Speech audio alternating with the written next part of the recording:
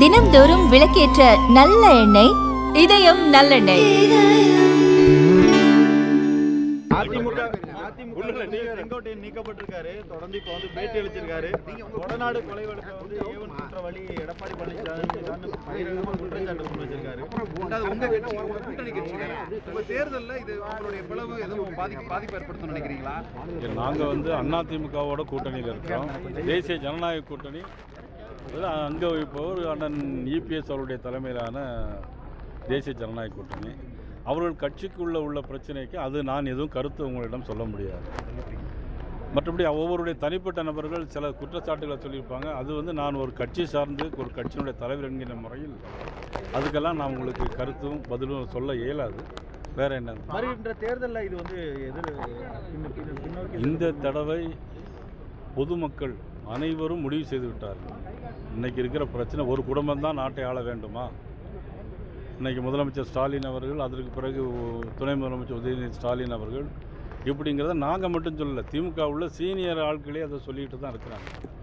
இன்றைக்கி அவங்க கூட்டணியில் பார்த்தீங்கன்னா இன்றைக்கி ஒரு கட்சி இன்றைக்கி எங்களுக்கு 8 சீட்டு வேணும் அப்படின்னு ஒரு கட்சியினுடைய தலைவர் சொல்லியிருக்காரு. ஒரு கட்சி அவங்க கூட்டணிக்குள்ளே எங்களுக்கு மந்திரி சபையில் இடம் கிடைக்குமான்னு கேட்குறாங்க.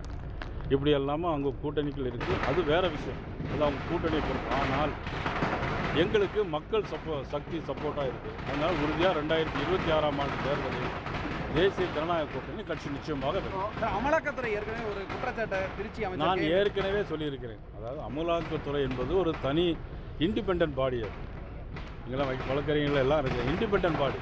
அதில் வந்து பாரதிய ஜனதா கட்சி எங்களுக்கு சம்பந்தம். அதே மாதிரி வருமான வரித்துறையாக இருக்கட்டும், தேர்தல் கமிஷனாக இருக்கட்டும், எல்லாமே இண்டிபெண்ட் பாடி. அந்த இண்டிபெண்ட் பாடிக்குள்ளே எங்களுக்கு அதுக்கு சம்பந்தம் இல்லை.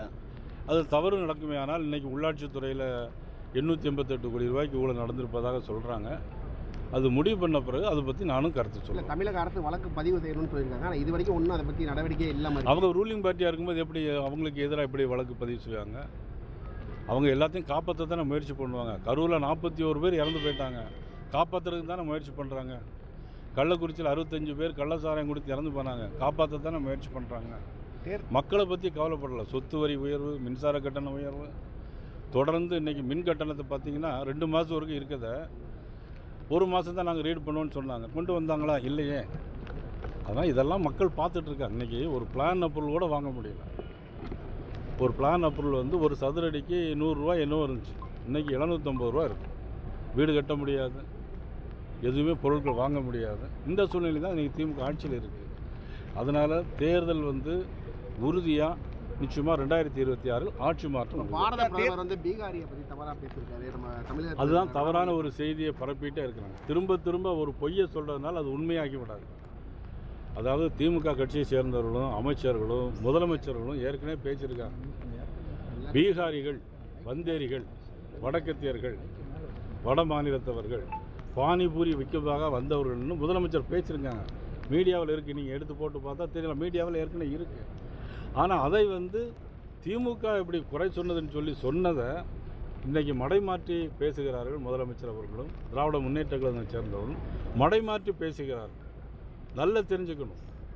நம்மளுடைய முதலமைச்சர் சொன்னாங்க, வடக்கத்தியர்கள், வந்தேரிகள், வட மாநிலத்தினர் சென்று இன்றைக்கி மொழிவாரியாக மாநிலங்களை பிரித்தாளுகின்ற சூழ்ச்சியில் தம்முடைய சுயநலத்துக்காக திராவிட முன்னேற்ற கழகம் இந்த செயல்பாட்டை தொடங்கியிருக்கிறது.